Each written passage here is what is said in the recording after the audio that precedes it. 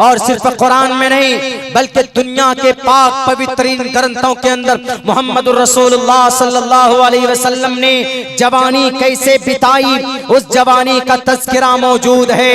मेरे नौजवानों, मेरे साथियों, मेरे समाज की बहू और बेटियों, आप जवान हैं, अल्लाह ने जवानी दी है, आपके खून के अंदर गर्मी है, आपके खून के अंदर अल्लाह तबारक व तआला ने रगी हमीयत को फिर से ललकारने की कोशिश की है कि खामोश मत बैठना।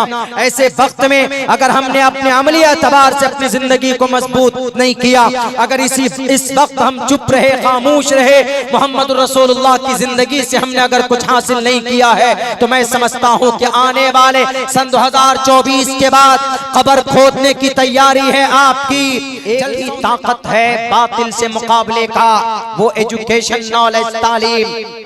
आप किसी चीज से नहीं जीत सकते, आप प्रोटेस्ट करके नहीं जीत सकते, यह धर्म है। ये लोग हजारों की तादाद में मौत हो जाए, सड़कों पर गालियां चलाकर मार देंगे, लेकिन आपकी बातों को, आपके इस प्रोटेस्ट को कामयाब नहीं होने देंगे। ये नहीं सुनते, यह धर्म है। इनको जुडिशरी के जरिए से चित किया जा सकता, अपने नॉलेज के जरिए से इनको जेर किया जा सकता है। इसलिए मैं नौजवानों से कहूंगा कि हमारे नौजवान साथियों, तालीम के दामन को अपनाओ, अपने अंदर मुस्तकबिल में एक फ्यूचर टारगेट, एक मुस्तकबिल का एक फ्यूचर टारगेट सेट कीजिए, उसके ऊपर फिर मेहनत करने की कोशिश कीजिए। अल्लाह के नबी अलैहिस्सलातु वस्सलाम की जिंदगी देखिए। अष्टो गुणाः पुरुषम दीपयन्ति प्रज्ञा च कोलम चिदम श्रुतं च प्राकर्मस्य बहुभाषिता च। इस मंत्र के अंदर मोहम्मद रसूलुल्लाह की जिंदगी के 8 सिफात को, 8 विशेषताओं को बयान किया है। कुरान करीम कहता है सेम इसी, व इन्नका लअला खुलुक़िन अज़ीम। A Prophet Muhammad sallallahu alaihi wasallam, you are on exalted of a character। Mohammad रसूलुल्लाह बचपन की जिंदगी हो, जवानी की हो, बुढ़ापे की हो, आप बुलंद अखलाक, बुलंद मयार, अखलाक के बुलंद मयार पर आप फाइज हैं। अष्टो गुणाः पुरुषम दीपयन्ति, मोहम्मद रसूलुल्लाह 8 सिफात के मालिक थे, उनमें से पुरुष भी थे। अष्टो गुणाः पुरुषम दीपयन्ति, और ऐसी रोशनी फैलाते थे आप हर जगह पे।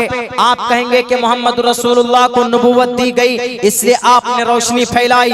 मेरे नौजवानों, 40 साल के बाद आपको नबूवत दी गई, लेकिन 40 साल से पहले मोहम्मद रसूलुल्लाह की जिंदगी को उठाकर देख लीजिए। प्रॉफेट मोहम्मद रसूलुल्लाह सल्लल्लाहु अलैहि वसल्लम, आप 40 साल से पहले आपकी जिंदगी के अंदर कोई दाग नहीं। कोई जवान ये नहीं कह सकता कि 40 साल के बाद नबी बने तब जाकर आपकी जिंदगी के अंदर इनकलाब पैदा हुए। आपने पूरी दुनिया के अंदर इनकलाब पैदा किया।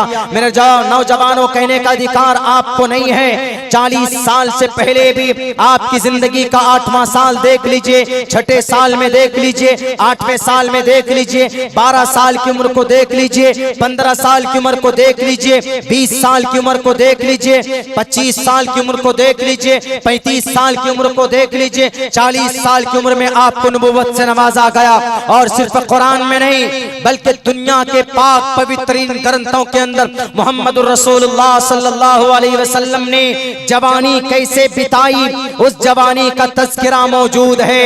मेरे नौजवानों, मेरे साथियों, मेरे समाज की बहू और बेटियों, आप जवान हैं, अल्लाह ने जवानी दी है, आपके खून के अंदर गर्मी है, आपके खून के अंदर अल्लाह तबारक व तआला ने रगी हमीयत को फिर से ललकारने की कोशिश की है कि खामोश मत बैठना। ऐसे वक्त में अगर हमने अपने अमली एतबार से अपनी जिंदगी को मजबूत नहीं किया, अगर इस वक्त हम चुप रहे, खामोश रहे, मोहम्मद रसूलुल्लाह की जिंदगी से हमने अगर कुछ हासिल नहीं किया है, तो मैं समझता हूँ कि आने वाले सन 2024 के बाद कब्र खोदने की तैयारी है आपकी। जलसों से काम नहीं चलेगा, हम में से हर बंदे को चीख कर चिल्ला कर बोलना पड़ेगा, वी आर यंग, हम सब यंग हैं, हम सब वी आर यंग एज, हम सब नौजवान हैं, हम सब जवानी के दहलीज पर हैं। हम अपनी शरीयत को एक हाथ में रखते हैं और दूसरे तरफ भारत के हमारे अपने मुल्क के धर्म को एक हाथ पर रखते हैं। आप याद करो उस वक्त को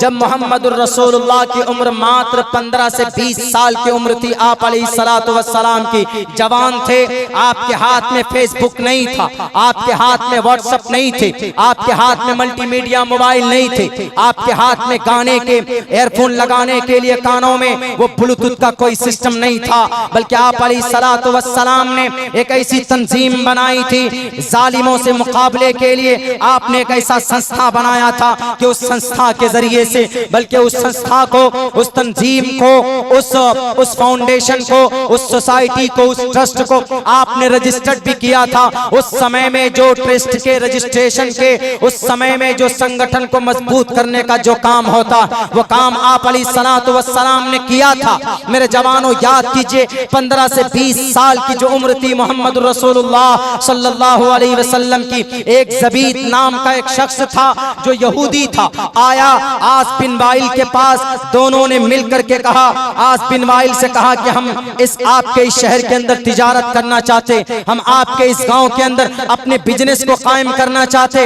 उन्होंने कहा कि ठीक है। दोनों ने मिलकर के बिजनेस की शुरुआत की, दोनों ने मिलकर के तिजारत के काम को आगे बढ़ाया, शेयरिंग में काम को आगे बढ़ाया, एक दूसरे से मिलकर के काम को आगे बढ़ाना शुरू किया। 1 साल तक बिजनेस चला, एक नहीं 2-3 साल तक उनके तिजारत अच्छे कामयाबी के दहलीज तक चले गए। लेकिन जब मुनाफे को बंटवारे की बात आती है तो आस बिन वाइल ने टोटल मुनाफे अपने पास रखे। तो ये लबीद, ये ज़बीद, ये फौरन अपने हक को लेने के लिए गलियों के अंदर घूमता था कि कोई मर्द मुजाहिद है कि मुझे जो इंसाफ दिला पाए आस बिन वाइल से। आज भारत का आस बिन वाइल, ये हमारे मौजूदा इख्तिदार में बैठे हुए ये फिरका परस्त बातिल ताकतें या आपको हमें लड़ाते हैं या आप पर हम पर जुल्म करते हैं, हमारे हुकूक को ये गसब करते। और ज़बीद के मानिंद हम लोग हैं। तो ज़बीद चीखता चिल्लाता था कि हमको हमारा इंसाफ कोई माए का लाल दिलाने वाला है। आप अलैहिस्सलाम के कान में आवाज पहुंचती। उम्र कितनी थी जवानों? 20 साल उम्र मोहम्मद रसूलुल्लाह की थी। 20 साल की उम्र में जब ज़बीद की ये शिकायत मोहम्मद के कान में पहुंचती है तो आप अलैहिस्सलाम ने कहा कि नौजवानों, ए ज़बीद क्या परेशानी? उन्होंने कहा कि हमारे मुनाफे रख लिए गए हैं, ए मोहम्मद रसूलुल्लाह आप हमको इंसाफ दिला सकते। आप अलैहिस्सलातु वस्सलाम ने कहा कि रुको, मुझे 5 दिन का वक्त दो, मैं तुम्हें इंसाफ दिलाता हूँ। मेरे नौजवानों याद कीजिएगा, उस वक्त को आप अलैहिस्सलातु वस्सलाम ने एक तंजीम को संगठन किया। आप अलैहिस्सलाम ने एक ऑर्गेनाइजेशन बनाया, उसका नाम याद कीजिए, तफसीर की किताबों में, सीरत की किताबों में आपको उस तंजीम का नाम मिलेगा। उसका नाम था हिल्फुल फुजूल। आपने वो तंजीम बनाई और आपने ये कहा, लोगों से है तो मुआहदा किए, सारे मुखिया को बुलाया, सारे सरपंच को बुलाए, सारे दानिश्वर लोगों को बुला करके कहा कि हम एक तंजीम बनाना चाहते। इस तंजीम के जरिए से हम यूनिवर्सिटी कायम करेंगे, इस तंजीम के जरिए से हम अदालत कायम करेंगे, इस तंजीम के जरिए से हम गरीब मजलूमों की मदद किया करेंगे। आज तंजीमें तो बहुत है, लेकिन ये तंजीमें सिर्फ इनके सरबराह फॉर्च्यूनर गाड़ियों में बैठकर घूमते। भारत के अंदर 35 करोड़ मुसलमान, अगर एक रुपए जमा किया जाए, एक दिन के अंदर 35 करोड़ रुपए जमा हो सकता है। और जब 35 करोड़ एक दिन में जमा होगा तो एक महीने के अंदर अरबों रुपए जमा होंगे, एक महीने में अरबों रुपए जमा हो सकता है, तो पूरे साल के अंदर न मालूम कितने खरब रुपए जमा हो सकते। और जब एक रुपए जमा करेगा एक भारत का माइनॉरिटी का मुसलमान, तो हमारे इन तंजीमों के जरिए से झारखंड की तंजीम हो कि उड़ीसा या बिहार की तंजीम हो कि उत्तर प्रदेश की तंजीम हो, तो फिर हमें हमारी बच्चियों को तालीम हासिल करने के लिए आरएसएस भगवाधारियों के यूनिवर्सिटी में जाने की जरूरत नहीं पड़ेगी। जब करोड़ों रुपए जमा हो सकता, एक महीने में 35, एक दिन में 35 करोड़ माने रखता है। मुसलमानों, कमजोर नहीं है ये कौम, इनकी सोच कमजोर हो गई है। हमारी क़यादत करने वाली ताकत लूले और पेड़े हो गए हैं। कुर्सियों पर बैठकर सिर्फ हवाई जहाज में घूमेंगे, तकरीरें तकरीरें करेंगे, बड़ी बड़ी बातें करेंगे, लेकिन जब कौम को एक प्लेटफॉर्म पर लाने की बात होती, दो प्लेटफॉर्म पर बैठ जाते। कोई सदर बनना चाहते, कोई सेक्रेटरी बनना चाहते, कौम भाड़ में जाए। इनको मॉब लिंचिंग कर दिया जाता है तो इनकी केस लड़ने के लिए तैयार नहीं होते। हमारे पास क्या यूनिवर्सिटी नहीं हो सकती? हो सकती। कितने करोड़ हैं आरएसएस? 10,000 है, 10,000 मेंबर है उनके, और हमारे कितने? 35 करोड़ हैं हम। अगर हम 1 रुपए जमा करेंगे तो 35 करोड़ रुपए जमा होगा एक दिन के अंदर। हम यूनिवर्सिटी बना सकते हैं। हम अभी तक भागलपुर में जो हत्या हुई 1979 को 24 अक्टूबर कितने लोग मारे गए थे? 250 गांव के अंदर वो दंगा 2 महीने तक चला था। 900 मुसलमान मारे गए थे, 100 हिंदू भाई मारे गए थे। उसका इंसाफ अभी तक नहीं मिला है, वो केस अभी तक सॉल्व नहीं हुआ है। अगर हमारे पास फंडिंग होगी तो यूनिवर्सिटी भी हमारी होगी, यूनिवर्सिटी कॉलेजेस भी हमारे होंगे। इन भगवाधारी स्कूल में, इन कॉलेजेस में हमारी बेटियों को पढ़ाने की जरूरत नहीं पड़ेगी। हमारे पास एक भी मेडिकल कॉलेज है?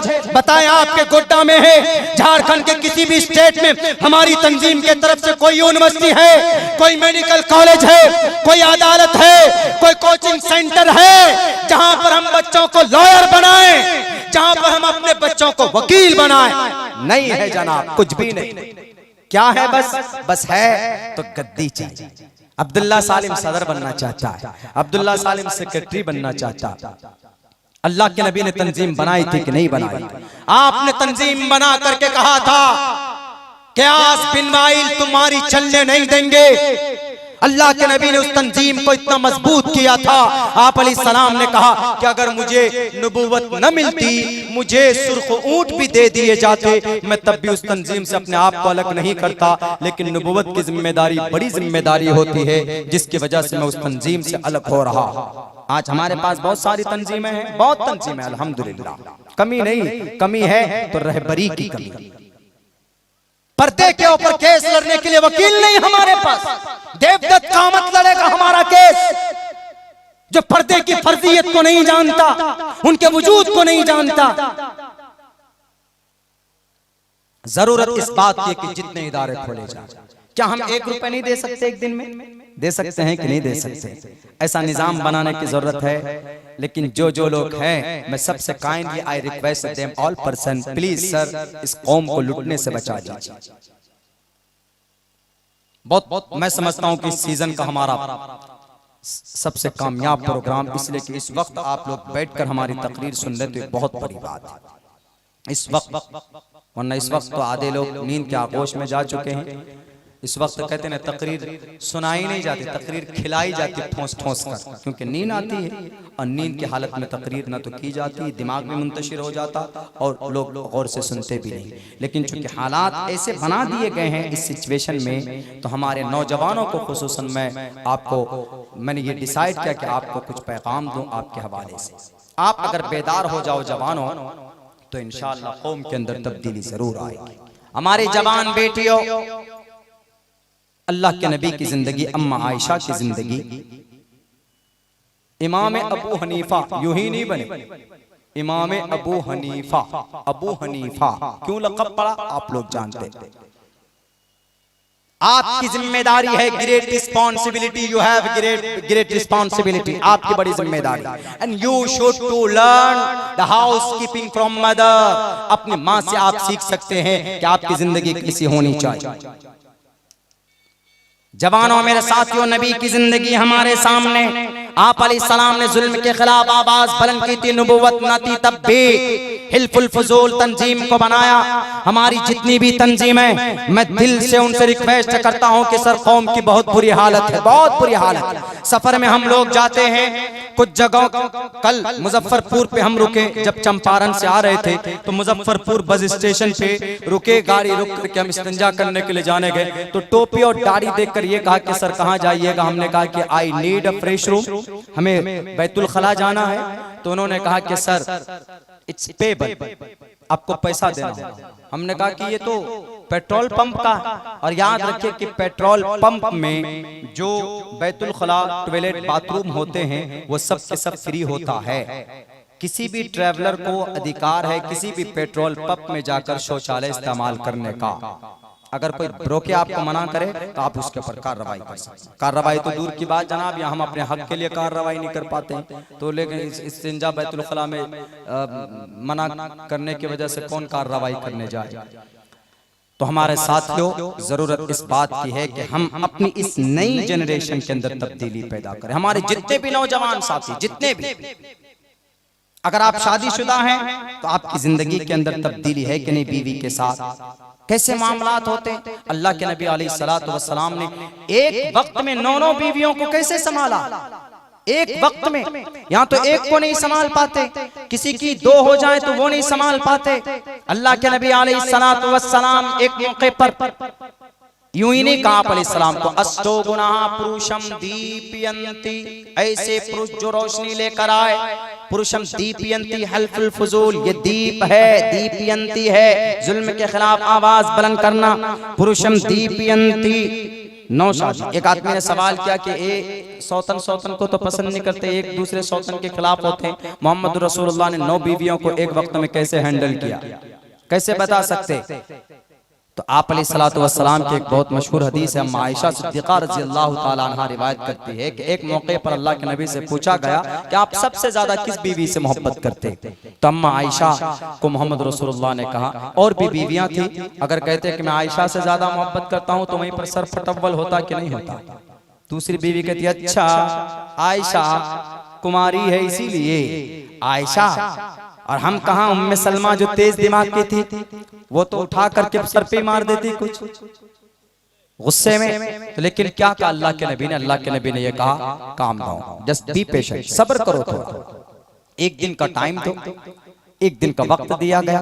रातों रात आप अलैहिस्सलातु वस्सलाम सब बीवी के पास गए, सारे बीवियों के पास गए और जाकर आपने एक एक खजूर पकड़ाया और आपने ये कहा, ये आयशा ये लो खजूर, किसी को मत बोलना, किसी को भी मत बोलना, किसी को भी, सलमा को मत बोलना, हफ्सा को मत बोलना, जवेरिया को मत बोलना, सौदा को मत बोलना, किसी को मत बोलना, ये खजूर रखो। कहा कि ये खजूर क्यों दिए? तो आप अलैहिस्सलाम ने कहा कि ये निशानी है, ये निशान है। कहा अच्छा इसके साथ कुछ और? तो अल्लाह के नबी ने कहा कि I love you so much, लो रखो, मैं तुमसे बहुत मोहब्बत करता हूं। अपनी बीवी को आई लव यू बोल सकते हो, नो प्रॉब्लम, तो ये लो रखो, लेकिन किसी से शेयर मत करना। उसके बाद फिर दूसरी बीवी के पास गए, उसी रात खजूर दिए, ये लो खजूर, सलमा ये खजूर लो। क्यों दे रहे हैं? ये निशानी है, गिफ्ट है तुम्हारे, स्पेशल तुम्हारे लिए, रखो, बहुत दूर से लाया, ये स्पेशल, खाओ तो खा लो, रखो तो रख देना। कहा क्यों दिए? कहा कि मैं तुमसे बहुत मोहब्बत करता हूँ, from the bottom of our heart I love you very much, I love you so much, lots of time I love you बोलती है अपने उनको, वो भी खुश हो गई कि बहुत मोहब्बत करते। तीसरी के पास गए, ऐसे 9 बीवियों के पास गए, आपने एक एक खजूर पकड़ाया और आपने सबको ये कहा कि किसी से मत बताना मैं तुमसे बहुत मोहब्बत करता हूँ। ये नहीं कहा कि तुम ही से करता हूँ, मैं तुमसे मोहब्बत करता हूँ। उसके बाद रात को सुबह सबको बुलाने के बाद ये कहा कि आप लोगों ने हमसे एक सवाल किया था कि मैं सबसे ज्यादा मोहब्बत किससे करता हूँ?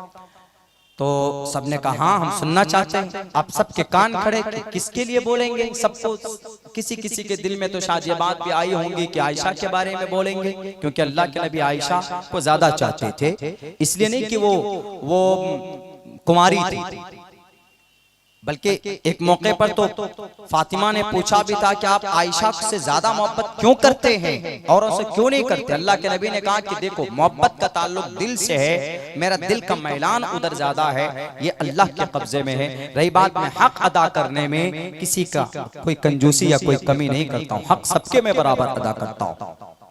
तो अल्लाह के नबी ने यह कहा कि मैंने रात जिसको खजूर दिया है, मैंने जिसको रात खजूर पकड़ाया है, मैं सबसे ज्यादा मोहब्बत करता हूं, जिसको मैंने रात खजूर पकड़ाया।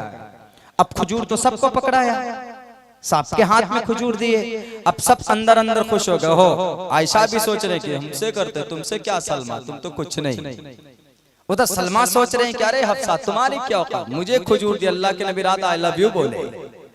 उधर वो खुश, उधर हफ्सा खुश, जवेरिया खुश, सब खुश। ये तरीका मोहम्मद रसूलुल्लाह सल्लल्लाहु अलैहि वसल्लम का था। इसलिए कहा लक़द काना लकुम फी रसूलिल्लाहि उस्वतुन हसना। किस पहलू को ढूंढना चाहोगे, आप अलैहिस्सलाम की जिंदगी में सब कुछ मिलेगा। टोटल चीजें मोहम्मद रसूलुल्लाह की जिंदगी में आपको मिल सकती।